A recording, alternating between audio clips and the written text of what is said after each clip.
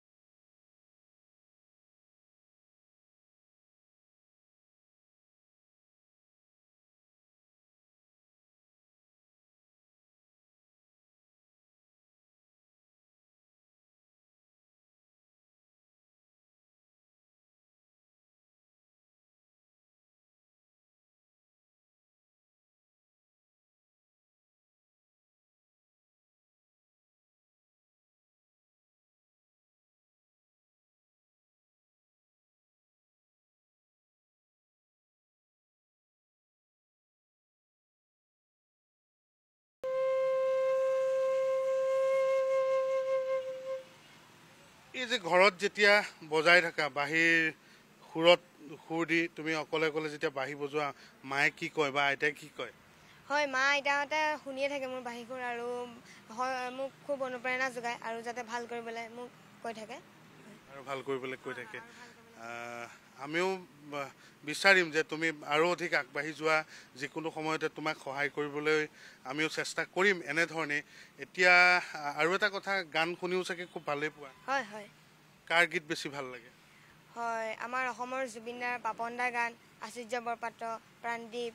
হয়, জুবিন দাৰ কোনটো গান আটাইতকৈ বেছি ভাল লাগে? জুবিন দাৰ এন্ধাৰ হ'ব নোৱাৰো। এন্ধাৰ হ'ব নোৱাৰোতো এবাৰ চাওঁচোন বাৰু। যদিও আমি স্বাধীনতাৰ গান শুনিম বুলি কৈছিলোঁ, কিন্তু ইমান বেছি ভাল লাগিছে বা আপোনালোকেও খুব বেছি সুখ অনুভৱ কৰিব পাৰিব যে 14 বছৰীয়া কণমানিটো অষ্টম শ্ৰেণীৰ জোনাকী সংঘ বিদ্যালয়ৰ ছাত্ৰ অভিয়ে ইটোৰ পিছত সিটো দেশপ্ৰেমমূলক গীত তেওঁ বাঁহীৰ সুৰত দি গ'ল। কিন্তু বৰ্তমান তেওঁ অসমৰ এগৰাকী জনপ্ৰিয় কণ্ঠশিল্পী জুবিন গাৰ্গ, গতিকে জুবিন গাৰ্গৰ গীতো তেওঁ খুব ভাল লাগে, লগতে পাপন মহন্তৰ গীতো তেওঁ ভাল লাগে। জুবিন দাৰ এটা গীত এবাৰ অভিয়ে অকণমান বাঁহীত সুৰ দিবলৈ চেষ্টা কৰিব। চাওঁ, এবাৰ আমি চাই লওঁ আহক।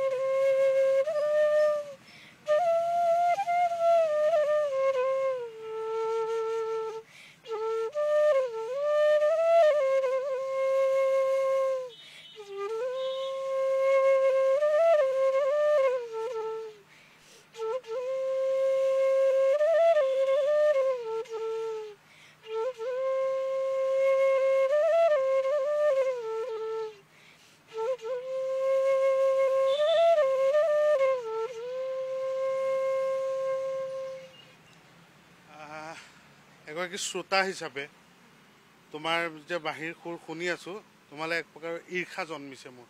ইমান ধুনীয়াকৈ কেনেকৈ বজাইছে, তুমি বজাই আছা, শুনি আছোঁ, মই ভাবি আছোঁ। তুমি ভাওনাও কৰা নেকি? হয় হয়, ভাওনাত মই বাঁহী বজাওঁ মামাৰ লগত। আৰু নাৰদৰ ভাও কৰা বুলি মই গম পাইছোঁ। নাৰদৰ ভাও নবজাওঁ, মই বাঁহীত বজাওঁ। বাঁহী বজোৱা ভাওনাত মানে বাদ্য সংগত হয়, বাদ্য সংগত কৰোঁ বাঁহীত। নাগাৰা বজোৱা, খোল বজোৱা হয় হয় হয় ঘৰতে শিকিছা? হয়, ঘৰতে মই ইউটিউবৰ পৰা শিকিছোঁ, কোনো আনুষ্ঠানিক শিক্ষা গ্ৰহণ কৰা নাই খোল আৰু নেগেৰাৰ। প্ৰিয় দৰ্শক, আনুষ্ঠানিক শিক্ষা অবিহনে ঘৰতেই ইউটিউব চাই নাগাৰা, খোল সকলো বজাব পাৰে। এইটো 14 বছৰীয়া মোৰ কাষত NKTVৰ কাষত থকা এই কণমানি অভিয়ে। ইয়াৰ উপৰিও বাঁহীৰ সুৰৰ যি মূৰ্ছনা সেয়াক মই নমন জনাইছোঁ আৰু এই অভিৰ যাত্ৰাত মই আজি ৰাজহুৱাকৈ কৈছোঁ যে যিকোনো সময়ত মই এওঁক সহায় কৰিবলৈ প্ৰস্তুত হ'ম। আপোনালোকেও অকণমান সহায় কৰক। পৰিয়ালটো আৰ্থিকভাৱে কিছু টনকিয়াল নহয়। পিতৃ সৰুতেই ঢুকাইছে অভিৰ, গতিকে মাকে খুব যত্নেৰে তাক আগুৱাই নিয়াৰ চেষ্টা কৰিছে। লগত শুভাকাংক্ষী আছে কিছুসকল। গতিকে আপুনি ময়ো যদি তাৰ যাত্ৰাটোৰ অকণমান সহযাত্ৰী হ'ব পাৰোঁ তেনেহ'লে এই যাত্ৰাই কিন্তু জগত জিনিব, এয়া একেবাৰে নিশ্চিত। আজি NKTVৰ মজিয়াৰ পৰা মই কৈছোঁ, আহক আমি সকলোৱে অভিক অকণমান সহায় কৰোঁ। যাৰ বাঁহীৰ সুৰেৰে মূৰ্ছনা তুলিবলৈ সক্ষম হ'ব তেতিয়া জগত সভাত।